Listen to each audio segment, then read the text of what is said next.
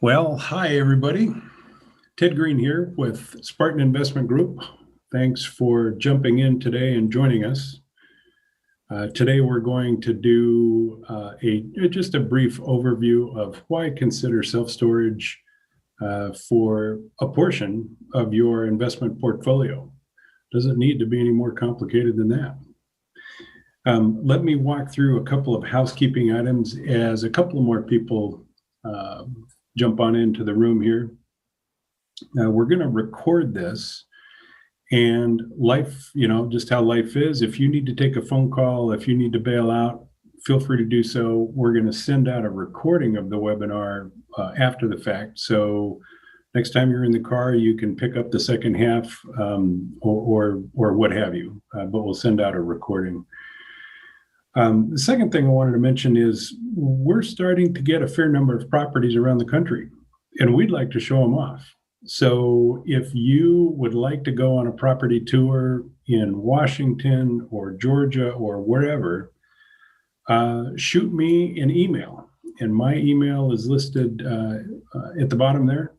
Or you can get us, Ryan, Lauren, and myself, we all monitor investors at Spartan-investors.com. So reach us there too. If you'd like to go on a property tour, just shoot us an email. Let us know which city and state you're open to visiting, and we'll keep you posted on when we'll be there. It'd be fun to meet you in person. A lot of our investors we've never met face to face, so it's a good opportunity to connect. Lastly, on YouTube, we have a Spartan Investment Group YouTube channel. We did an acquisition last year for the Tyler Longview portfolio. And I would encourage you, if you're interested in what you hear today, I would encourage you to go back and listen to the webinar that we first did when we launched the acquisition of Tyler Longview in September of last year. It would be interesting to compare and contrast the story that we tell you today as an update to that acquisition with the original story that we told you back in September. It's a fun comparison. It's why we're excited about investing in self-storage and in syndicating the asset class. So with that being said, let's jump in. I want to talk kind of math heady level for a minute here, because it's kind of the crux upon which the conversation today will be built. And so let's talk for a minute about the ways that investors can make money with syndicated real estate. And the first way is a preferred return. Our projects generally have a 7% per year cumulative preferred return. Now, that does not mean that every year, especially in the first year, that does not mean that every year we have a cash-on-cash distribution that amounts to 7%, because oftentimes in year one, we're busy doing stuff, improving the technology and the aesthetics of the property. But generally speaking, year one could be anywhere from 2 to 5%. Year two could be anywhere from 4 to 7%. And in years 3, 4, and 5, we really pick it up, generally speaking, high single digit or low double digit rates of return. So that's the preferred return. The other way you can make money in syndication is a simple capital gain. Now, let's spend a minute on the capital gain notion, because that's not just a wet your finger, put it in the air, and see which way the wind is blowing. That's a more exact calculation, and the calculation is as follows. And you might even pull out a pad of paper and a pencil and write this down, because I'll be referring to this for the next 20 minutes or so.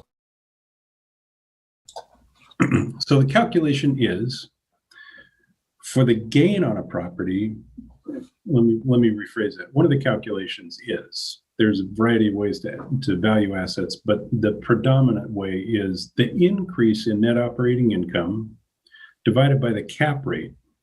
That's going to be the increase to the market value. So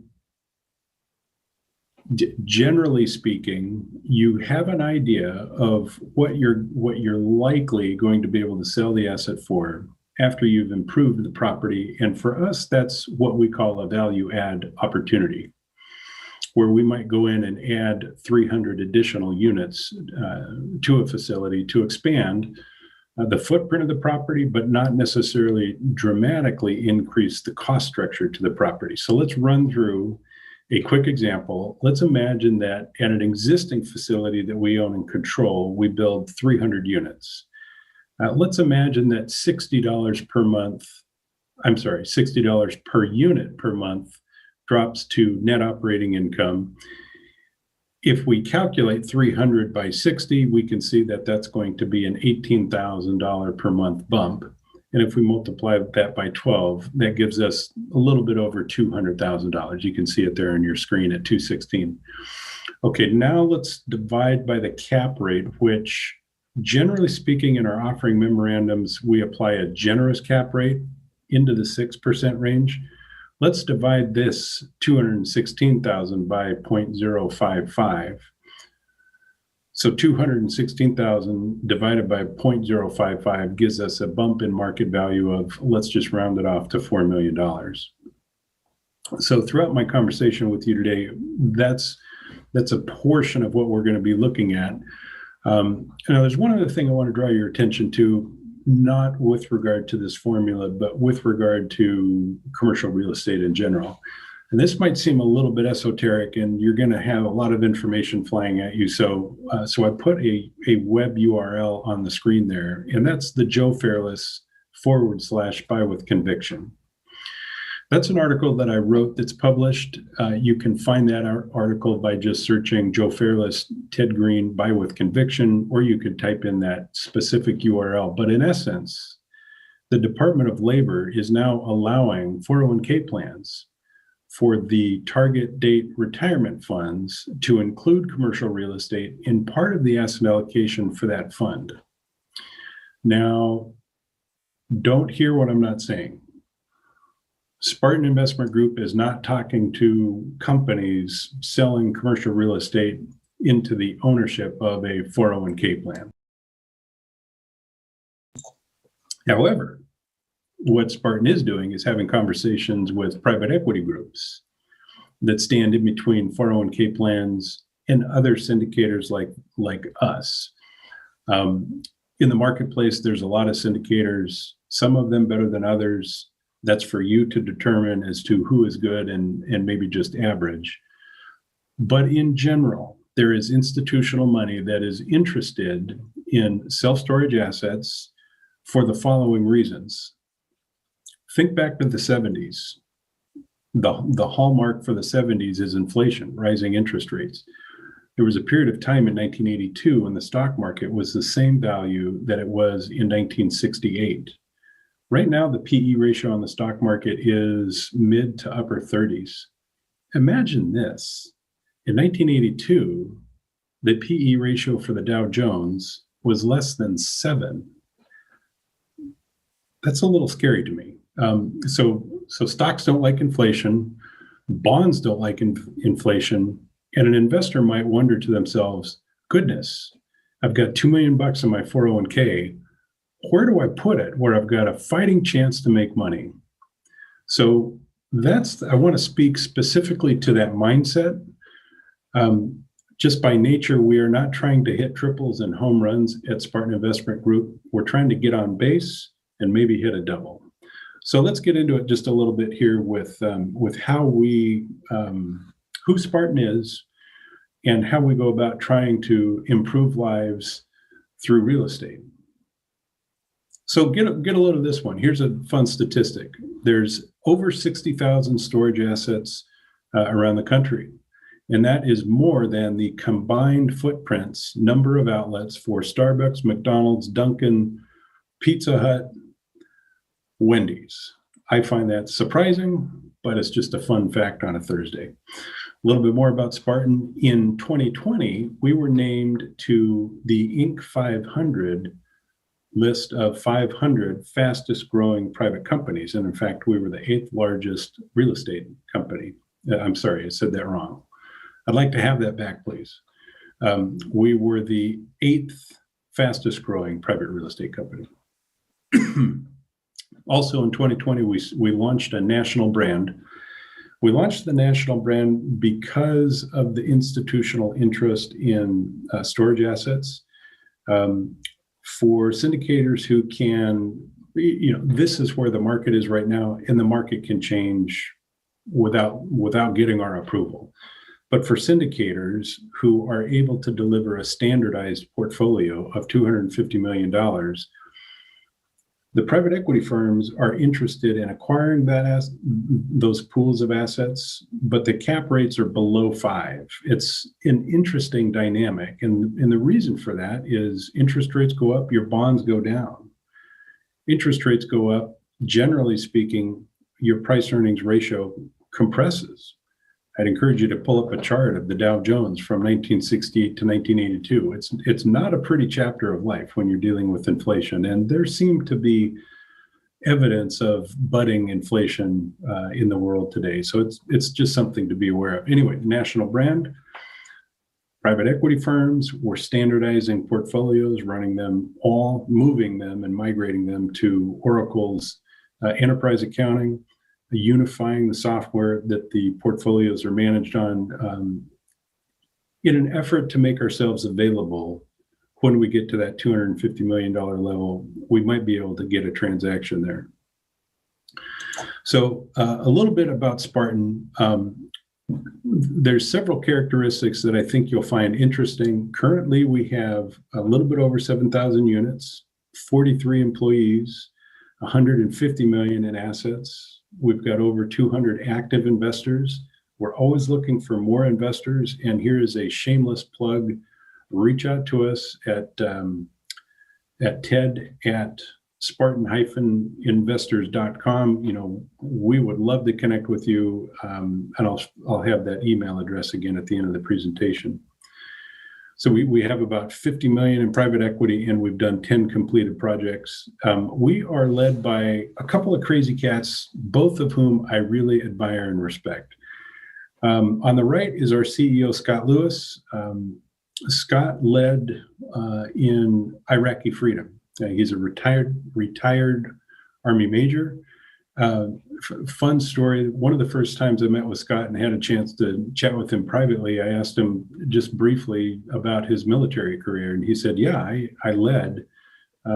commanded troops in combat in Iraqi freedom. And quickly, with a big sloppy grin, he says, and Ted, I never lost a soul, which very admirable. I'm sure very close to his heart. Scott's a fun guy. Now, Ryan is a former commercial airline pilot. That is his daughter, Quinn. I think that was about 4 years ago.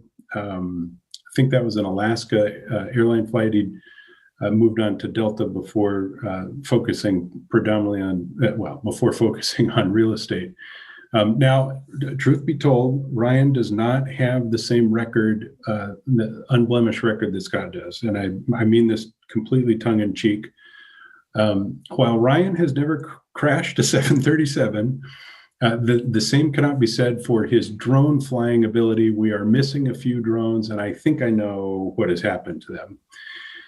Let's talk a little bit about the Spartan and the various teams. We like to own the whole program from soup to nuts. So we have an acquisitions team, syndication, property management, asset management, business intelligence. From soup to nuts, we own the whole process, including the property managers that are on the ground. And it's our experience that you just have better business intelligence when you own the whole food chain. A little bit about the storage industry. It's pretty big. South of 40 billion, but it's still a big number. There's 1.7 billion total rentable square feet in the country. There's over 55,000 facilities, as we identified earlier. There is 5.4 feet per person in the US. Fun fact on a Thursday. A little bit under 10% of all households have a storage unit. The average rent is over $85. And a statistic I didn't put in here, but that is an active statistic, is the average hold is over 4 years, which it's a sticky business. Okay, a couple more fun facts. Blackstone, one of the private equity firms that we have heard from, Blackstone last year bought a portfolio for $1.2 billion. Bill Gates took a big stake in the industry as well by taking a large position in Storage Mart. Let's think about recessions, and that's the period of time when the stock market. Well, I remember in 2002 looking at the NASDAQ, and it was down 75%. And I think I recall Bitcoin was down like 10% earlier this week. How do storage assets perform? So during the last recession, there's a large firm, JLL Capital Markets. Brian Somoza, one of the managing directors, said that during the Great Recession, self-storage was one of the least foreclosed on real estate sector. It was an admirable comment about the sector, speaking to its strengths. You can see on the chart, green is good. The green chart is the REITs. We've got the S&P 500 and all REITs, and by REITs I mean the self-storage REITs. What kind of businesses or rather, what kind of customers do we deal with? Let's deal with that specifically. You can see on the list here, we've got a lot of businesses. And in fact, 30% of our customers are businesses, and those are particularly sticky customers. There's also, a variety of other sources that we get our customers, but business makes up about 30%. Let's talk about some of the characteristics of storage. We have one toilet at our locations. And if you think about multifamily, and I am in no way shining a negative light on multifamily, it's a strong sector. But, you've got kitchens, you've got bathrooms, when there's water, there's going to be mold, there's going to be leaking, there's going to be, damage of sorts, just things get worn out. In storage, you got concrete, you got metal, you got a toilet. And when we're involved in playing in the game, you've got the ability to find us on a Saturday morning, rent the unit, get access to the unit without having signed a WEDIC document and without having spoken to a live person at all. So it's fairly straightforward. There's not a lot of moving parts once you get the customer in the unit. There's also no tenancy. We don't have the tenancy laws that multifamily does, and we'll drill down on that next here. But with a combination of high technology and automation, it's a slick industry to be in, and I don't mean that from a derogatory perspective. It's a well-oiled machine. Let's take a look here at the second paragraph of this sheet. This morning I grabbed this off of one of our contracts, and I'll just fly through this quickly. And this is a document that the tenant signs and attests to. By entering into this rental agreement, occupant acknowledges and agrees that pursuant to the Colorado law, all occupants' stored property is subject to lien in favor of the owner. That's the asset that owns the storage. So the LLC, the single purpose LLC that owns the storage. Pursuant to Colorado law, and this is applicable, I think this is almost verbatim for all 50 states. Pursuant to Colorado law, such property may therefore be sold or otherwise disposed of if payment has not been received by owner for a continuous 30-day period. So at the end of the day, we can lien, we can auction, we can recover foregone rents. It's a characteristic that's worth knowing about. So with self-storage, it is a tax-advantaged asset if you've got a taxable portfolio. If we drill down on some of the nuances about storage that are dissimilar from multifamily and single-family housing, I touched a little bit on the automation component where you can find us lease a unit, gain access, get in, get out. Saturday morning, 7 o'clock, you're off to the Little League baseball game. You didn't talk to anybody. That automation component, you're not going to get that in multifamily. Rent recapture, we just touched on that. Low maintenance, fairly self-explanatory. As mentioned, business owners, especially in 2020, we had a fair, what is a fair way to describe this? We experienced business owners closing their footprint at their retail location and moving into a storage unit for, $125 or whatever. That's an easier pill to swallow than, the $1,000 or $2,500 at the retail footprint where there was no activity. So, people refer to storage as recession resistant. We're not silly enough to think that there's a bulletproof industry. We feel comfortable that quote that we read earlier, storage is a fairly recession-proof industry to be in. Nothing is bomb-proof, but there's a lot of attributes that make it worthwhile. Let's sprint through a couple of ways that we try to add additional cash flow. And, we're talking about $5 here and $15 there. But if you do that from a variety of different perspectives, and if you run that really hard, you can really squeeze some real value. So at our locations, we sell propane. We charge tenant insurance. Generally, that's an $8 per month per tenant expense, and the split there is between 40 and 50%. It adds up over time. We sell merchandise. When you're moving, you need some boxes. Why not pick it up at the store that we're at? We sell. This isn't the core of the business, but we'll store cars, RVs, campers, things of that nature. Now and again, the recapture on an auction is fairly worthwhile. Pick up a couple of bucks from selling ice, from PO boxes, notary services. The U-Haul, the split there, it's not as glamorous as you might think, but at some locations, it's definitely worth doing. And who would have thunk it? But not a bad place to have a cell phone tower. And so, we don't have to do anything on the cell phone towers. Like I would know how to fix a cell phone tower. So that's hands off for us. Let's take a look at a case study.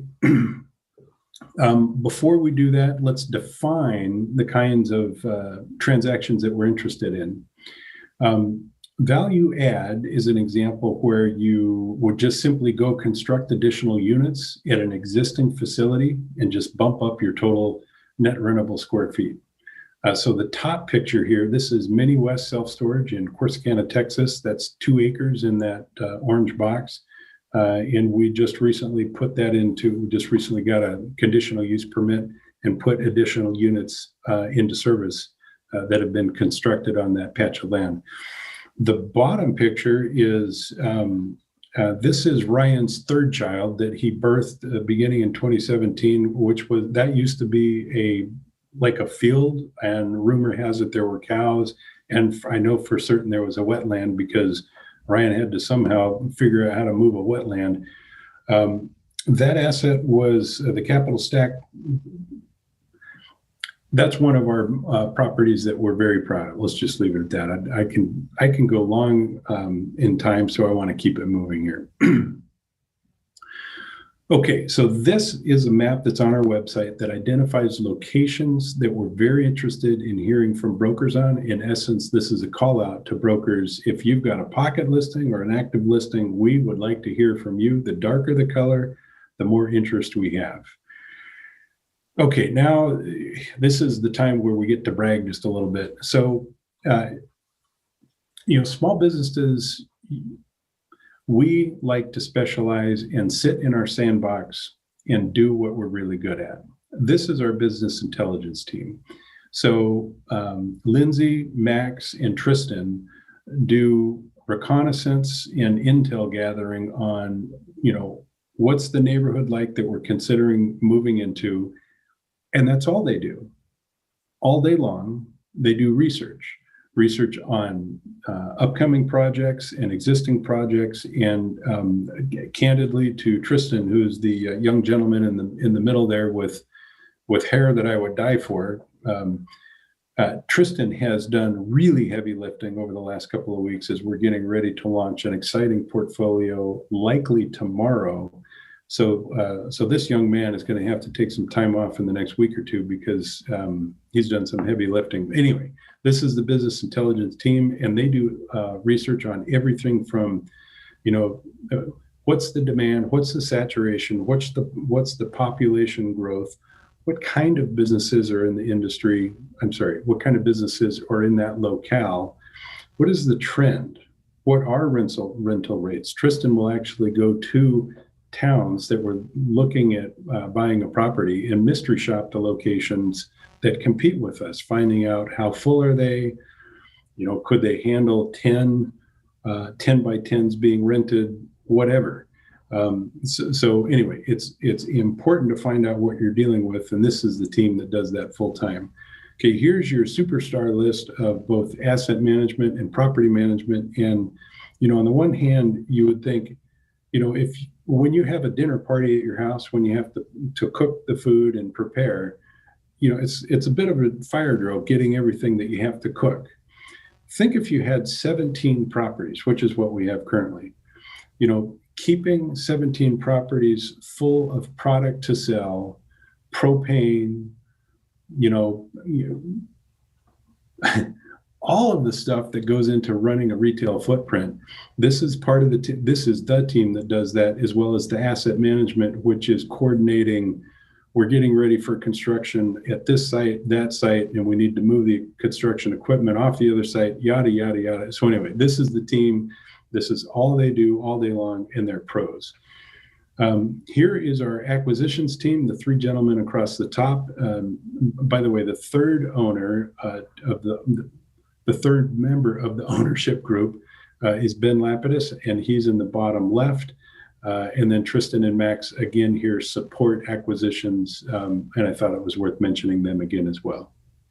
Okay, let's go into a case study of an acquisition that we completed in September of 2020. And this is down in two cities in Texas, Tyler and Longview. Those are two cities. In each of those cities, we acquired two properties. So we acquired a total of 4 properties in the third and the fourth quarter of last year. It was an $8 million transaction. I thought there was one other thing I wanted to say. Well, anyway, it'll come to me in a minute. So 4 property portfolio, acquired it for $8 million. The net operating income at time of acquisition was $560,000, and it was acquired in I guess looks like we closed on it in September of 2020. And if this feature property is a Tyler Longview portfolio, which represented Spartan's first portfolio purchase in 2020. We went under contract at the onset of COVID, and I never thought this would happen, but our team literally jumped in an RV and drove the 1,200 miles to Tyler, Texas. That's never been done before, and I never thought we would do that, but it really just shows our dedication and commitment to get the deal done.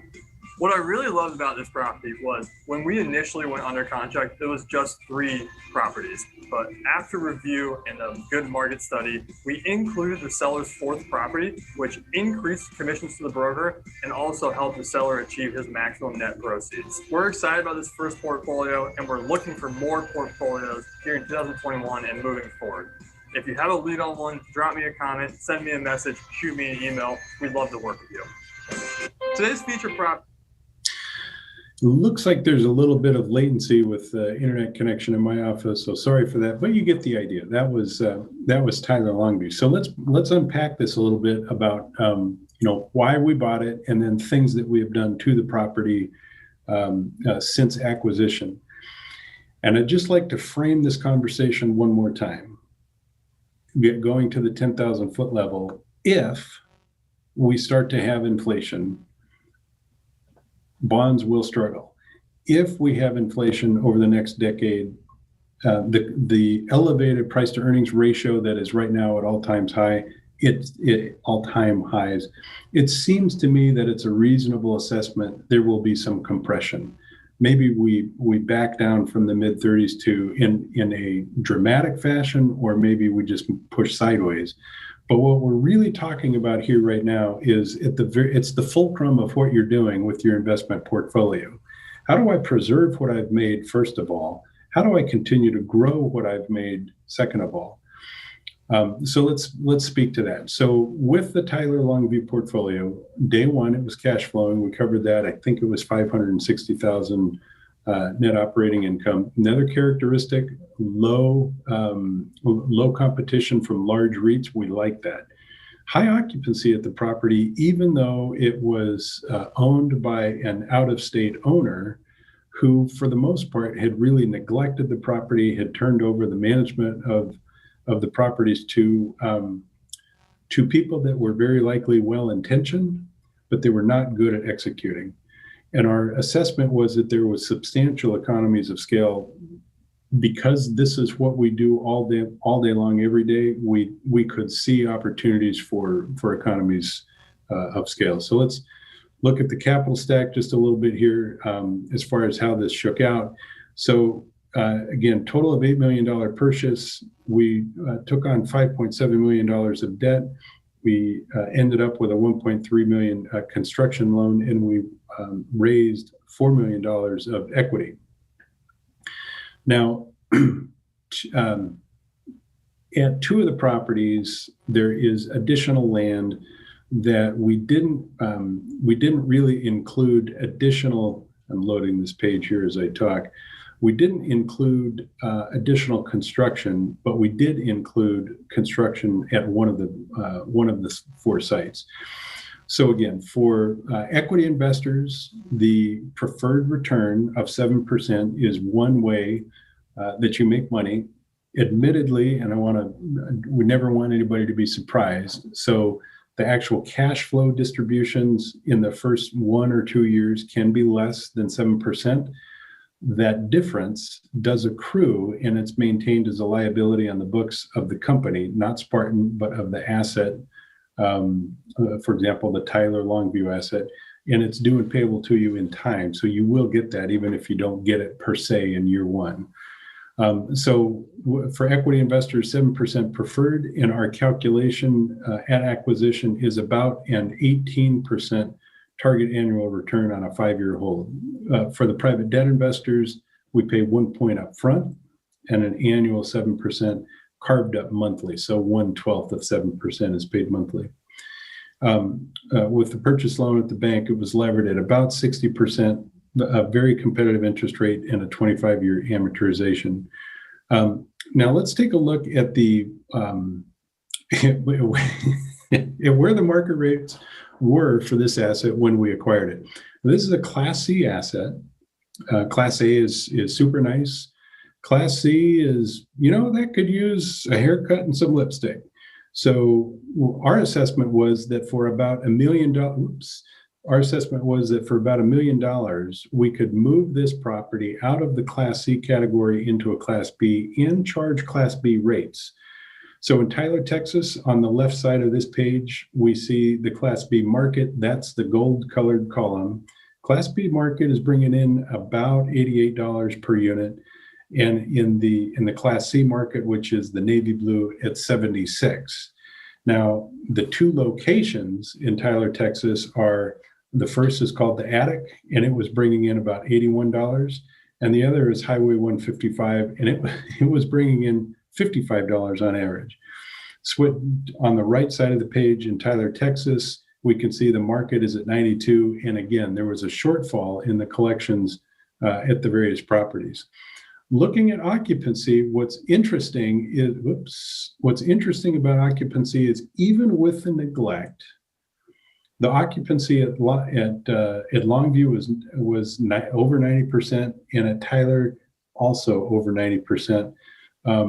With our competitors, they were a little bit fuller than we were, in the low to mid 90s, but the occupancy, clearly it's a strong location.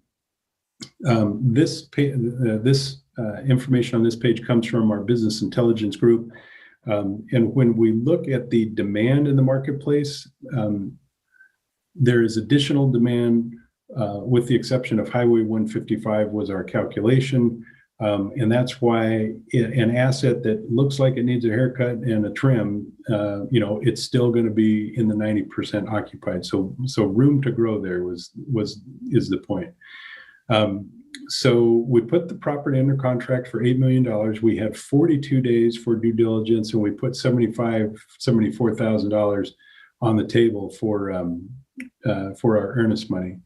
Now, what's interesting about due diligence is as we were working our way through due diligence, what we realized is that 17% of the customers were delinquent. They weren't paying.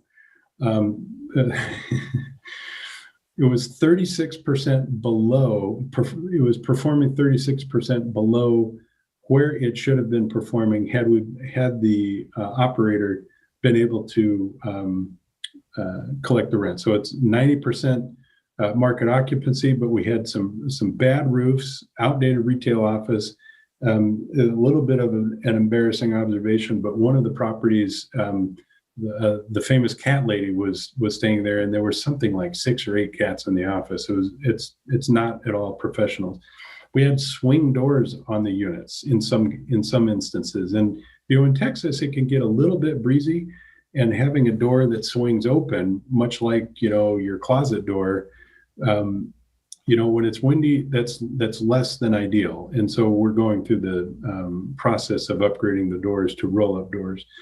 The drive aisles were in disrepair, and there was vacant land to expand that came with the property. Now, what we realized before conducting the due diligence, what we realized is we've probably got the opportunity to bump up the net operating income by about $400,000. Again, think rising interest rates. Interest rates go up, bonds go down. Interest rates go up, usually you have a decline in the stock market. Okay, well, here we're trying to manufacture cash flow. We're trying to ring the cash register, which is in essence, a manifestation of our mission, which is to improve lives through real estate. So we're trying to generate that cash flow for our investors. So if you can bump up that net operating income by $400,000, get out your calculator, 400,000 divided by 0.055. We saw, before completing due diligence, we saw about $6 million in market value appreciation. Just build it, make it go. As long as the economy maintains some semblance of its current state, we'll get that $6 million increase in the market value of the property. We also assessed that it needs about $1 million in repairs. Now, what's interesting about after we did due diligence and got a look at the bank statements and the estoppel statement, and estoppel is just a big fancy term for if you've got 10 tenants that the business owner says are tenants that are paying, let's look at the bank statement and tie the bank statement. Let's show the deposits to the rent roll. And so you can manufacture an estoppel statement. Well, point being, after looking at all of the data, we realized that instead of 400,000, which was this number here on the bottom left, we bumped that up to about 450,000 just because there's a gap in collections and mismanagement of the asset. So I mentioned a moment ago that of the 4 properties, 3 came with vacant land. Currently, we're only planning to build on one of those vacant land. We're only planning to build on one piece of vacant land. I don't know why that was hard to say. And that's at Metro, and we're going to add additional units at Metro. And in fact, the construction starts in July. And you can see in the bottom right-hand corner of this map, that's the anticipated newly constructed units. And we're not going to be doing any construction at either the attic or at Gilmer, which are the other assets. And the expansion is going to be about 25,000 square feet. It's going to cost about $1.3 million to do. Guesstimate is 6 months on construction and 20 months for lease up. That should add 108,000 per year in net operating income. Sorry to be, beat the drum again, but net operating income divided by your cap rate, that's the increase to the market value. That's how we're grinding out that market value increase. We're just going to build it. And as long as the economy looks somewhat similar, we can sell these assets for that incremental value. And in this instance, that's a $1.7 million increase to the value of the asset. Okay, so in the so let's kind of regroup and recap. 403,000. The rehash of the properties, we figured we could pick up an additional 403,000 of net operating income over 60 months. We figured we would build 25,000 additional square feet. We underwrote at a cap rate of 6.9. We figured there would be heavy friction with tenants as we go through, especially with Metro, as we go through the rent increases. And we've got 2 additional parcels of land we didn't put any, we didn't assign a value to. So let's quickly take a look at some of the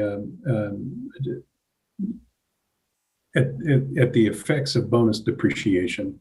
You see the arrow here, it's pointing to box L, and this is an example of not an example, this is a redacted K1 that went out in March of this year. And as a passive investor, passive investors are paid passive income. Passive income can be neutralized, or you don't have to pay tax on it if you have a passive loss. In year 1 on our assets, we use Madison Specs for our cost segregation study. And folks, I know I'm using $20 words here like cost segregation study.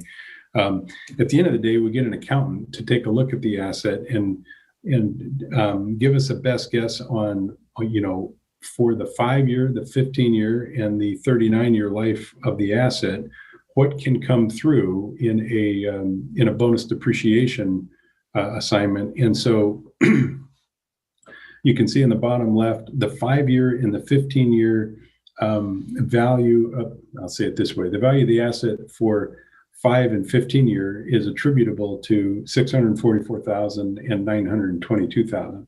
Those can be taken in year 1. The 39-year life of the asset, I'll say it differently, the $5.6 million portion of the asset has to be spread evenly over 39 years, and so that amounts to $144,000 per year.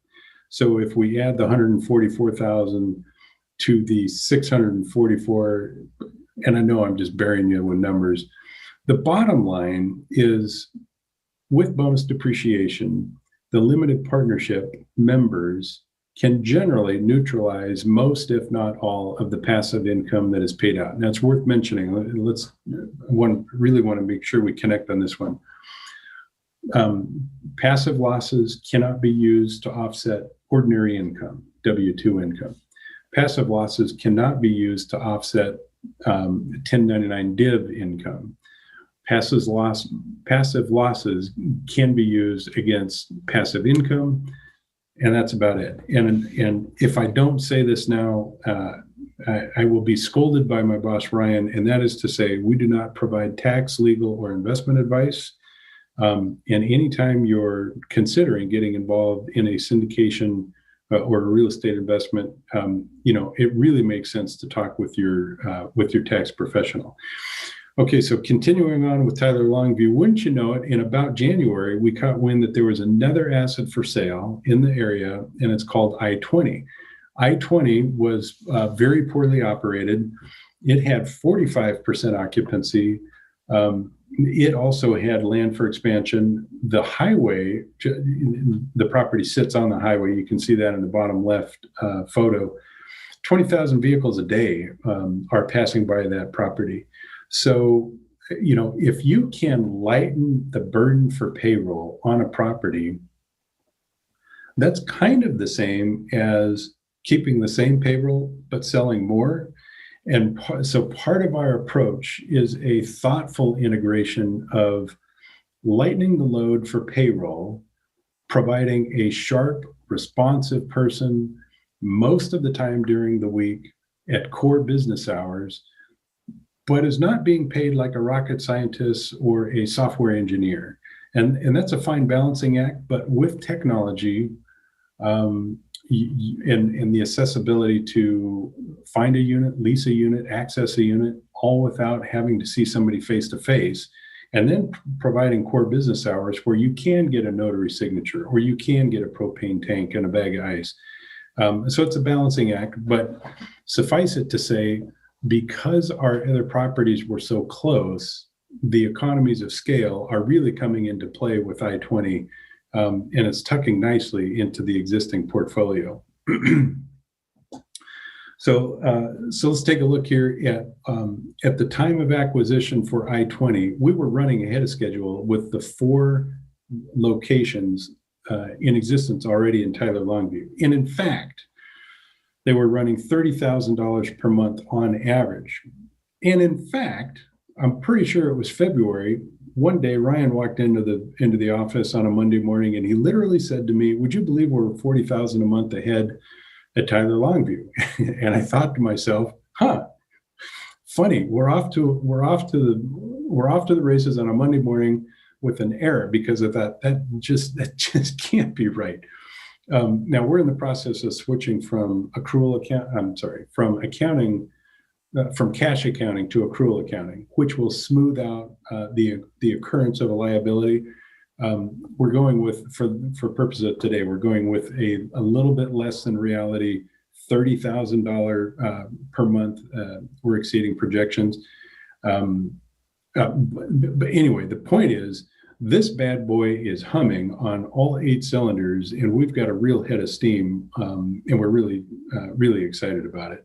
So let's talk more about the acquisition strategy for I-20. In essence, by just borrowing the money to buy I-20, which was it 1.3 million, we're paying about $13,000 per month to buy the asset. Now, the addition to the net operating income is the third bullet point there, $182,000. And we'll have to do some construction debts. So it's going to be about $2 million all in. But again, if you get out your calculator, 182,000 divided by 0.055 or 0.06, you can see the increase to the market value. I'm going to try and impress you with my technical vernacular here. It's bananas. Okay, so going back to the original case study, we went from 4 properties to a total of 5 properties, as opposed to 8 million. We're in now for 9.8 million after we added, I misspoke. A moment ago, I said 2 million. It was actually a total of 1.8 for I-20. So the original basis of 8 million is now 9.8 million for the Tyler Longview portfolio. And if we just load all the various data points here, so the original plan, which was, so when we acquired Tyler Longview, it had net operating income of 560,000. I'm just going to work my way from the top to the bottom of this slide. So because it was, 90% occupied at all 4 locations, it was at 560,000 net operating income. So that applies for the current projections column. We figured we would be able to squeeze out an additional 403,000 per year of net operating income. And currently, after having occupied the properties plural for 8 months, we're already at almost half. Well, I guess we're a little north of half of that goal. We've increased net operating income by 208,000. Okay, so from the expansion at Metro, we figured we would pull off 108,000 per year for the 25,000 square feet.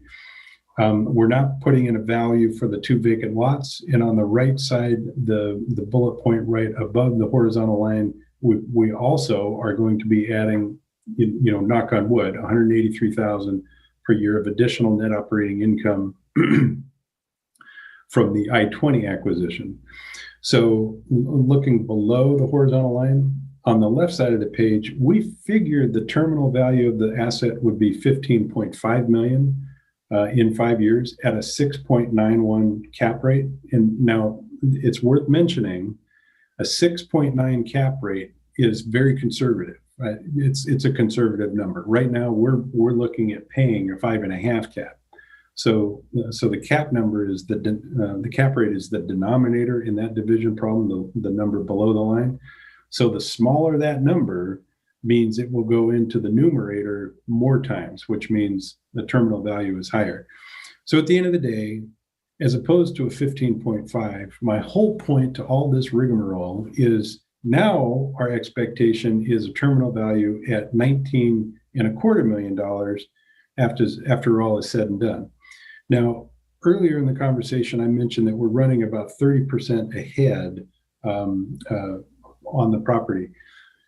And I also mentioned that at a pref rate of 7, usually in year 1, you're not going to get that pref of 7. It might be somewhere in the 4 to 5 range. Well, truth be told, now we're at like 8 or 9, all things considered. So, in the interest of transparency. So here we are. And by the way, kids, we're almost done. So hang in there a little bit longer. Revenue, obviously running ahead of pro forma. Expenses, it's right in there. We now have an additional property that we have tucked into the portfolio. But the revenue and the expenses spill into this report. So all things considered, really happy with the performance. Business plan performance for distributions, I guess there we are. It's kind of hard to see, but in the top chart, if you really get close to your screen, cash on cash is running at 9%. And net ordinary income is running ahead of schedule. So, let's get to the end. Suffice it to say, we're in the risk business. If you look at a stock portfolio's standard deviation, there's a $20 word. What does that actually mean? What's the variability of the annual return in a stock portfolio? Over the last 10 years, it's been pistol hot. By the way, the Treasury has been flooding the market with bonds. And the Fed, I think the Fed now owns $7 trillion of bonds in its balance sheet. At some point, that liquidity hose is going to get turned down a little bit, maybe turned off in the next year or two. When interest rates normalize, I think asset prices in general it's going to be harder to swim upstream and make money. So my supposition to you is this. Give worthy consideration to storage as part of your portfolio, because I think we really know what we're doing.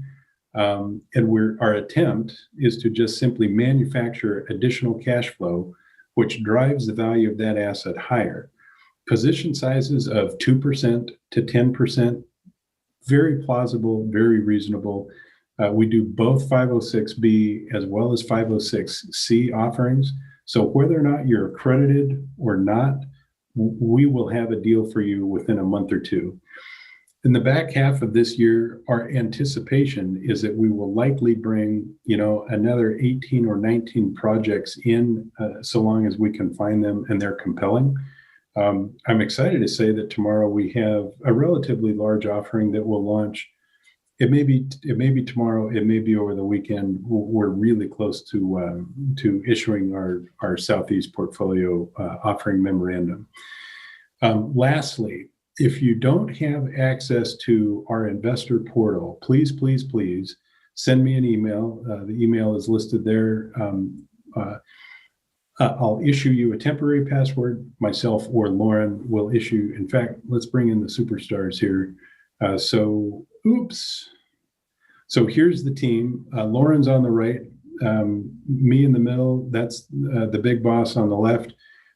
We would be happy to issue you a password so that you can log into the investor portal to view documents, to view a subscription agreement, to sign a subscription agreement. And that's after you've received an email from us that we announce that we have an offering that we're doing an active raise for. Ladies and gentlemen, I think that's about all the smart stuff that I have to tell you. I want to say thank you for participating. Oh, there is one more thing I wanted to mention. in about 3 weeks, we're going to be hosting a webinar similar to this. Toby, who is one of the principals at Anderson Advisor, really smart tax guy, does syndication work, all day long. He's going to join me for about half hour, maybe 45 minutes, and it's going to be a free-for-all, a true food fight for ask a question and he'll answer it on the spot. Any syndication question that you can think of, or tax question that you can think of, that you don't want to pay your guy $200 to go in and sit down with them and have him or her answer that question, send me the email. I'm going to be announcing this in email, so I will be prompting you. But join us again in a couple of weeks for 45 minutes with Toby, who is a tax guru and he's amenable to just answering a bunch of questions and add value to what Spartan is doing. Okay, I think that's it. Thanks for listening. Thanks for considering Spartan, and I hope to have a chance to talk with you at some point in the future. And have a good day.